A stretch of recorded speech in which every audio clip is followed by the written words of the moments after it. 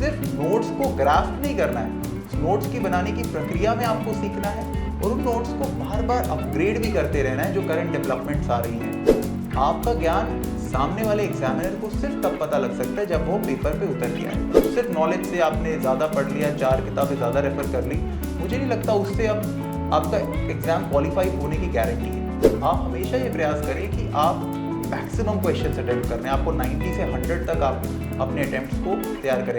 Hello everyone, welcome to student of friends. अभी हमारे साथ हैं अभिमन्यु मलिक सर, जिनका 60 रैंक के साथ यूपीएससी में सिलेक्शन हुआ है। ये इनका 6th अटैम्प्ट था। इसके पहले इन्होंने 4th अटैम्प्ट तक यूपीएससी दिया और फिर इन्होंने 4-5 ईयर का गैप किया क्योंकि इनका कहीं और सिलेक्शन हो गया था नवाड में और अच्छे पोजीशन पे थे। बट प्रिपरेशन का फ्लो टूटने के बाद फिर कैसे इन्होंने अपनी प्रिपरेशन को राइट डायरेक्शन में किया सो दैट कि आज आईएएस के लिए इनका सिलेक्शन हो गया 60 रैंक के साथ। सो आज हम इनसे इनकी जर्नी डिटेल में डिस्कस करते हैं, क्या स्ट्रैटेजी इन्होंने फॉलो करी और किस तरीके से आपको गाइड करना चाहेंगे अगर आपके गैप वगैरह हो जाते हैं प्रिपरेशन करते हुए। सो सर, सबसे पहले आप अपना एजुकेशनल बैकग्राउंड बताइए। जी, पहले तो आपका बहुत बहुत धन्यवाद। जी वेलकम। एजुकेशनली मैं एक बीटेक हूँ मैकेनिकल इंजीनियरिंग में और 2014 का मैं पास आउट हूँ। ओके, सो सिविल सर्विसेज वगैरह के बारे में आपने कैसे सोचा कि आपको यूपीएससी या फिर आईएएस की प्रिपरेशन करना है? देखिए, ग्रेजुएशन के दौरान ही जब आपको एक चॉइस बनानी पड़ती है कि मैं किस क्षेत्र में अपने आप को देखता हूँ आज से 20 साल बाद, आज से 30 साल बाद, तो मुझे जो लगा कि इंजीनियरिंग बहुत अच्छी फील्ड है, परंतु शायद मैं एक पब्लिक सर्विस में जहाँ पे मैं ज़्यादा लोगों के साथ काम कर सकूँ और कुछ और बड़े तबके को डायरेक्टली पॉजिटिवली इम्पैक्ट कर सकूँ, तो मैं उस तरह के मेरा जो प्रवृत्ति है मुझे ये रियलाइज़ हुआ। तो वहाँ मैंने डिसाइड किया कि सिविल सर्विस मुझे वो अपॉर्चुनिटी दे सकती है। तो ग्रेजुएशन के दौरान मैंने ये निर्णय लिया। ओके, आपके 10 ईयर कंप्लीट हो चुके हैं आपको अपने ड्रीम पोस्ट तक पहुंचने में। सो इसको आप किस तरीके से देखते हैं? आज आप का सिलेक्शन हो गया तो श्रिंक इन करना भी मुश्किल हो पा रहा होगा क्योंकि 10 ईयर काफ़ी लंबा समय हो जाता है और जनरली स्टूडेंट्स सोचते हैं कि फर्स्ट 2 अटैम्प्ट में सिलेक्शन हो जाएगा तो उनके लिए काफ़ी अच्छा है और जनरली यही अप्रोच लेके आपने भी आई थिंक प्रिपरेशन स्टार्ट करी होगी। देखिए, हर एस्पिरेंट जब भी प्रिपरेशन स्टार्ट करता है तो ये सोचता है कि पहले अटैम्प्ट में या ज़्यादा से ज़्यादा दूसरे तीसरे अटैम्प्ट तक उसको क्लियर कर सके। तो मेरी भी यही सोच थी, और लेकिन एग्ज़ाम का जो नेचर है इसमें ज़्यादा हमेशा संभावनाएं रहती हैं कि आप क्लियर नहीं कर पाएँ जी। और मतलब आपके अगेंस्ट बहुत सारे ऑड्स हैं, तो कभी कोई चीज़ क्लिक नहीं करती, कभी कोई नहीं करती, एंड आप सर्टनली रियलाइज़ करते हैं कि 2 से 3 अटैम्प्ट आपके इन्हीं चीज़ों में चले गए। लेकिन मतलब ये 10 साल की जर्नी मैं इस तरह से नहीं देखता कि 10 साल में सिर्फ इसी चीज़ पे था। जी। और मैं खुद को बहुत खुशकिस्मत मानता हूँ कि मैं 10 साल इस टेंशन और इस एंजाइटी में नहीं था। मैंने एक बहुत अच्छी सर्विस करी, ऑलमोस्ट 7.5 साल। मैं एक अच्छे लेवल पर नाबार्ड में मुझे लोगों की सेवा करने का मौका मिला। तो मैंने कभी उस एग्ज़ाम की एंजाइटी को उसको बर्डन के तौर पे नहीं लिया। 5 साल बीच में गैप भी दिया, मतलब जिसमें मैं एग्ज़ाम से बिल्कुल टच में नहीं था, कोई प्रिपरेशन के टच में नहीं था। और जब मुझे लगा कि ठीक है, अब मतलब मैं एक वेल सेटल्ड पोजीशन पर हूँ और मुझे एक बार दोबारा एग्ज़ाम लिखना चाहिए, इसलिए नहीं कि मुझे क्वालिफाई करना है या मुझे कुछ प्रूव करना है, बट एक स्टूडेंट के तौर पे जो कि हम हमेशा रहते हैं और रहना भी चाहिए, उसको मैं मतलब खुद एक बार उसको फील कर सकूँ उस लाइफ को। जी। तो वो एक पॉजिटिव फीलिंग थी। मैंने उस प्रोसेस को जितना सेकंड फेज में एंजॉय किया 2022-23 में मैंने जब दोबारा एग्ज़ाम दिया, तो इतना मैंने कभी एंजॉय नहीं किया। और मैंने अपनी सेवा में भी पूरा जितना मैं तत्परता से काम कर सकता था वो भी किया। तो मैं अपने आप को बहुत खुशकिस्मत मानता हूँ कि इस जर्नी में मुझे इतने वेरिड एक्सपीरियंसेस मिले, इतने लोगों के साथ काम करने का मौका मिला, जॉब करने का मौका मिला, इस प्रोसेस को एंजॉय करने का मौका मिला।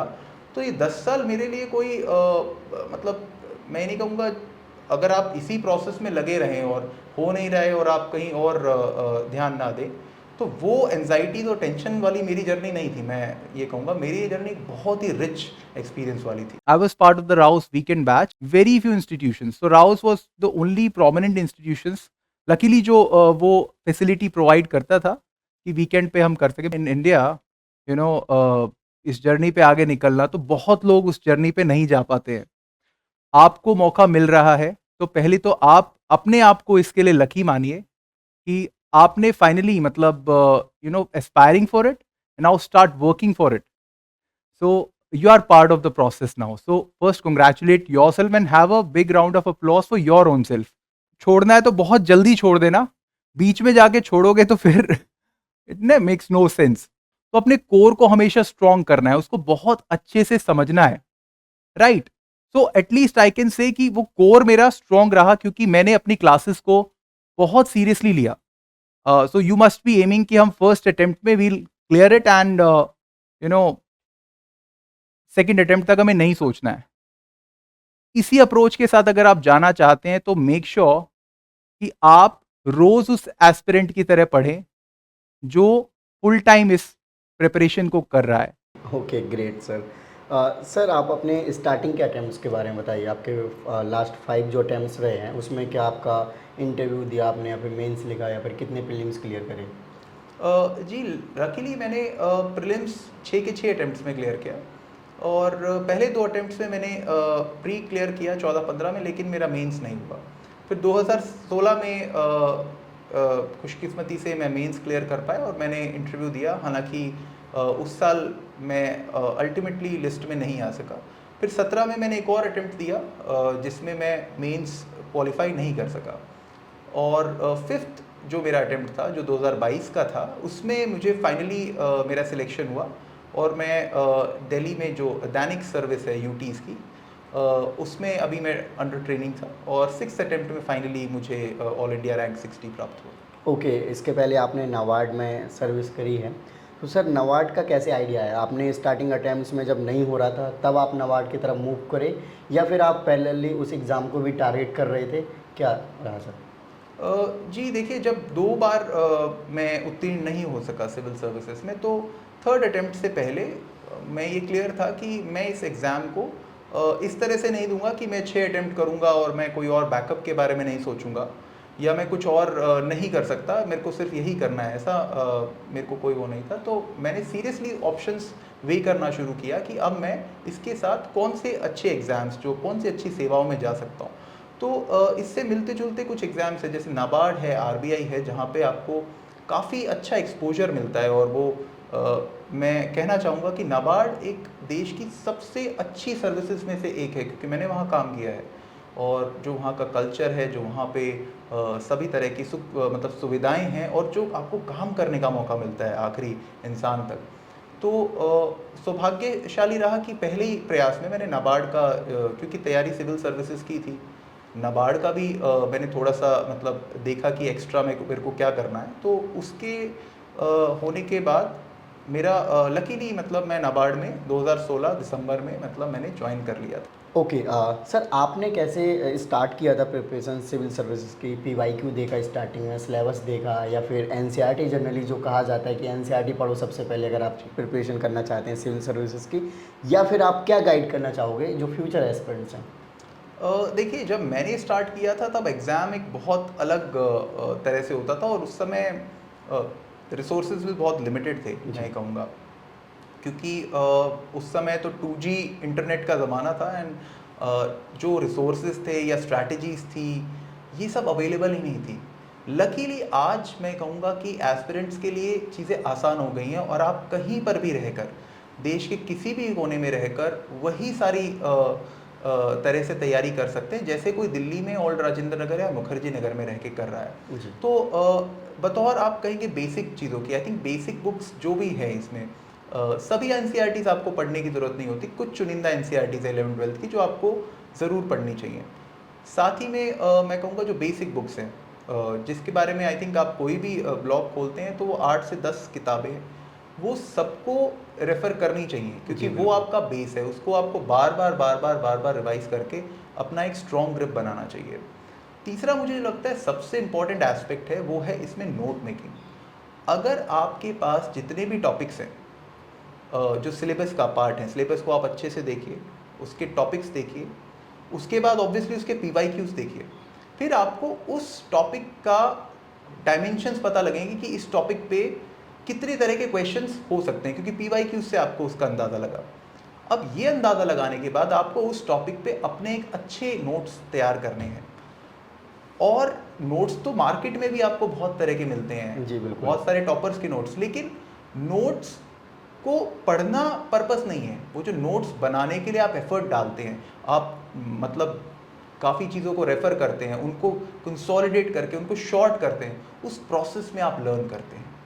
तो वो प्रोसेस आपको एक्चुअली बेटर बनाती है डे बाय डे। सो सिर्फ नोट्स को ग्रास्प नहीं करना है, उस नोट्स की बनाने की प्रक्रिया में आपको सीखना है और उन नोट्स को बार बार अपग्रेड भी करते रहना है जो करंट डेवलपमेंट्स आ रही हैं उनके साथ। अगर आप ये कर पाते हैं और उसके बाद अगर आप फिर आंसर राइटिंग, जो इसका सबसे इंपॉर्टेंट फेज है, जैसे आंसर राइटिंग सबसे इंपॉर्टेंट फेज मैं मानता हूँ मेंस के लिए, जी। क्योंकि आपको अल्टीमेटली वहाँ पे जो भी ज्ञान है, आपका ज्ञान सामने वाले एग्जामिनर को सिर्फ तब पता लग सकता है जब वो पेपर पे उतर के आएगा। तो वहाँ आपकी आंसर राइटिंग स्किल को आपको होन करना बहुत ज़रूरी है। तो मैं हमेशा मानता हूँ कि जितना समय आपको वहाँ लिखना है, एटलीस्ट उसका 30-40% अगर आप घर पे भी समय लगाएं आंसर राइटिंग में, तो आपकी स्किल्स बहुत अच्छी हो जाएंगी बाय द टाइम एग्जाम आएगा। प्री की जहाँ तक बात करूँ, सबसे ज़्यादा स्किल्स हैं आपको ऑब्जेक्टिव क्वेश्चन सॉल्व करना है।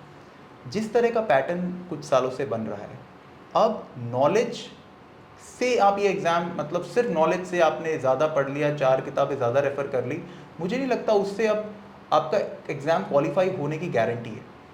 आपको अपनी लिमिटेड रिसोर्सेज, जो भी आपके पास नॉलेज है, आपको उससे उस आंसर तक पहुंचना है और उसके लिए सिर्फ यही तरीका है, आप ज़्यादा से ज़्यादा प्रैक्टिस करें, PYQs को प्रैक्टिस करें, मॉक्स को प्रैक्टिस करें और अपनी गलतियों को देखें। गलतियों को देख के उस चीज़ को अच्छे से दोबारा पढ़ें।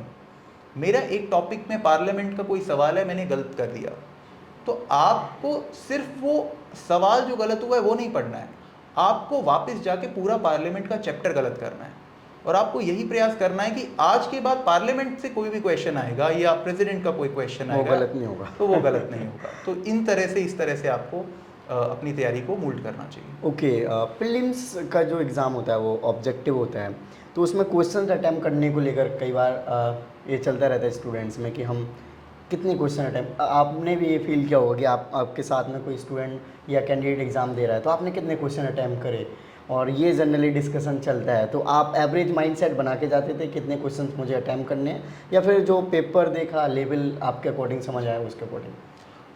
देखिए, क्योंकि मैंने प्रीलिम्स हर बार क्वालिफाई किया है, तो एक सर्टेन सेट ऑफ कॉन्फिडेंस आ जाता है आपको 1 या 2 प्रीलिम्स क्वालिफाई करके। तो मुझे लगता है कि जब आप तैयारी के फेज़ में हैं, आप हमेशा ये प्रयास करें कि आप मैक्सिमम क्वेश्चंस अटेम्प्ट करने, आपको 90 से 100 तक आप अपने अटेम्प्ट्स को तैयार करें। आप मॉक्स में भी प्रयास करें कि आप 90 से 100 तक मतलब अपना अटेम्प्ट लेके जाएं, मतलब मेरे को हर क्वेश्चन ठीक करना है। ये है आपका प्रिपरेशन के दौरान का समय। लेकिन जब एग्ज़ाम आपके पास आता है, तब आप एक बार पेपर के लेवल को गेज करें। अगर आप थोड़े से स्मार्ट, आपने प्रिपरेशन करी है, आप एक अच्छे इसमें अभ्यर्थी रहे हैं, तो मुझे लगता है 15 से 20 मिनट में आप उसको गेज कर पाते हैं कि ये एग्ज़ाम इतना इजी नहीं है। तो इसमें मुझे 100 अटेम्प्ट करने की आवश्यकता नहीं है। मेरा टारगेट 80-85 में भी अगर मैं करूँ, इवन 75 में भी अगर मैं करूँ ठीक से, कि हाँ 10-15 गलत भी हो गए तो कोई प्रॉब्लम नहीं है, तो आपका काम चल जाता है। तो एक आपको अपनी लेवल ऑफ प्रिपरेशन इतनी अच्छी करनी है कि जब आप एग्ज़ाम में बैठे तो आपको ये पता चल जाना चाहिए कि ये 95 अटेम्प्ट करने वाला पेपर है या ये 75 अटेम्प्ट करने वाला पेपर है। राइट सर, जैसे कि कट ऑफ देखा जाए डे बाय डे यूपीएससी की कम होती जा रही है, इस बार 75 पर रही, तो एक्यूरेसी पे आई थिंक अगर वर्क करते हैं तो 50 भी क्वेश्चंस अटैम्प्ट करके आएंगे तो उसमें भी सिलेक्शन के चांसेस हैं। अगर 10 क्वेश्चंस गलत भी हुए तो आई थिंक 75 एग्जैक्टली आ जाएगा। सी आप सही कह रहे हैं, कट ऑफ कम हुई है, लेकिन उसका बहुत बड़ा कारण है कि सीसैट इस साल काफ़ी टफ रहा और इवन जीएस भी जो पैटर्न था वो पिछले सालों से टफ रहा। तो अगर ऐसा ही पेपर आता है तो आप ठीक कह रहे हैं, इवन 60 भी एक अच्छा अटेम्प्ट हो सकता है।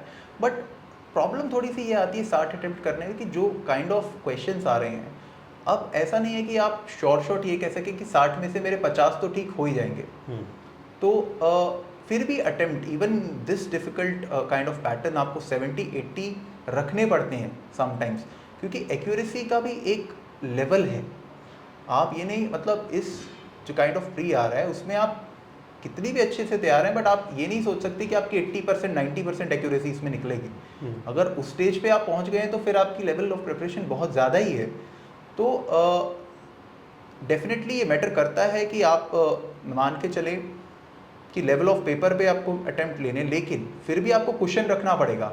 अगर 75 कट ऑफ जा रही है, इससे आप ये नहीं सोच सकते कि नेक्स्ट टाइम 50 ही मैं करके और 45-44 ठीक करके मैं कर पाऊंगा। इससे बेटर है आप 80 करें जी। आप 25 गलत कर लो तो आप बेटर पोजीशन में रहोगे, रादर देन 50 में आप 5 गलत करके। जी बिल्कुल सही कह रहे हैं सर। सी सेट के बारे में क्या कहना चाहेंगे, क्योंकि सी सेट को स्टूडेंट जनरली हल्के में लेने वाली हर बार बात चल रही थी, बट इस बार ऐसा कहा गया कि सी सेट का जो पेपर है वो बहुत ज़्यादा ही टफ था। इवन कुछ टीचर्स तो ये भी बोल रहे थे कि वो अगर 3-4 टीचर भी मिलकर अटैम्प्ट करें तो उसको सही से अटैम्प्ट नहीं कर पाएंगे पूरे पेपर को। और जो टेक्निकल बैकग्राउंड से बिलोंग करते हैं तो वो सोचते हैं कि हम सी सेट जाएंगे, PYQ लगा लिया या फिर थोड़ा बहुत मॉक लगा दिया तो हो जाएगा। देखिए over the year CSAT tough हो रहा है और बहुत अच्छे एस्पिरेंट्स या बहुत अच्छे जो कैंडिडेट्स हैं अनफॉर्चुनेटली वो सी सैट के थ्रू बाहर हो रहे हैं। ये बात सही है कि इतना जीएस का पढ़ने का होता है तो सी सैट की प्रैक्टिस का टाइम होता नहीं, और मुझे नहीं लगता कि सी सैट में बहुत ज़्यादा आपको समय लगाना भी चाहिए। मतलब आप ऐसा नहीं है कि 8 महीने आप सी सैट ही करते रहें, क्योंकि आपके पास इतनी सारी और चीज़ें हैं करने के लिए। लेकिन जो सी सैट का एग्ज़ाम बन रहा है उसको ड्यू रिस्पेक्ट आज के समय पे देने की ज़रूरत है। ओके। और उसके लिए मुझे लगता है कि आपको एक बार उसको सॉल्व करना, मतलब उसके PYQs को, खासकर पिछले 4-5 साल के, वो बहुत ज़रूरी है। आप और कुछ नहीं करें, एक दिन बैठे हैं तो 1.5-2 घंटे में आप एक बार अटेम्प्ट लगा लें, उससे आपको बहुत आइडिया लग जाएगा कि ये एरियाज़ हैं, यहाँ पे भी मैं अगर 30-35 सवाल ठीक कर गया मेरा काम उससे चल जाएगा। तो इस अप्रोच के साथ जाना चाहिए। PYQs लगाओ, कुछ अगर वीक एरियाज हैं, जैसे इस एग्ज़ाम में इंग्लिश बहुत डुएबल आता है, कॉम्प्रिहेंशंस बहुत डुएबल आते हैं, तो वहाँ फोकस करें कि 27 में से मेरे को 22-23 ठीक करने, उसके बाद मैं और कोई 13-14 सवाल भी ठीक कर गया तो मेरा सी सेट निकल जाएगा। तो वो प्रीवियस ईयर करके जहाँ पे छोटी मोटी करेक्शंस हैं वो कर लेनी चाहिए। सर करंट अफेयर्स के बारे में बताइए कि प्रीलिम्स में करंट अफेयर्स का कितना वेटेज है या फिर कितनी इंपॉर्टेंस देनी चाहिए, क्योंकि करंट अफेयर्स एक मेजॉरिटी ऑफ टाइम को कहीं ना कहीं हमारा ले जाता है। जैसे टॉपर्स बोलते हैं या फिर टीचर्स भी बोलते हैं, स्टूडेंट्स का भी यही मानना है कि हमें करंट अफेयर्स को न्यूज़पेपर डेली 1 घंटे तो कम एटलीस्ट पढ़ने चाहिए। फिर मैगजीन आ जाते हैं डिफरेंट या फिर एडिटोरियल्स यूट्यूब पे हो जाते हैं। तो स्टूडेंट्स अगर मेजॉरिटी ऑफ टाइम इस पर ही देगा तो बाकी सब्जेक्ट कैसे करेंगे? आपकी बात सही है, क्योंकि करंट अफेयर्स इस प्रोसेस का एक अहम भाग है। जब प्री मेंस या इंटरव्यू की बात करें तो उसको स्किप तो हम नहीं कर सकते, बट होता क्या है कि कुछ चीज़ों को ओवरडू किया जाता है। जैसे अब अगर आप तैयारी करने लगते हैं तो स्टार्टिंग में ही लोगों को बताया जाता है कि आपको रोज़ न्यूज़पेपर से नोट्स बनाने हैं और आपको 2 से 3 घंटे मतलब इसी प्रक्रिया में लगाने हैं।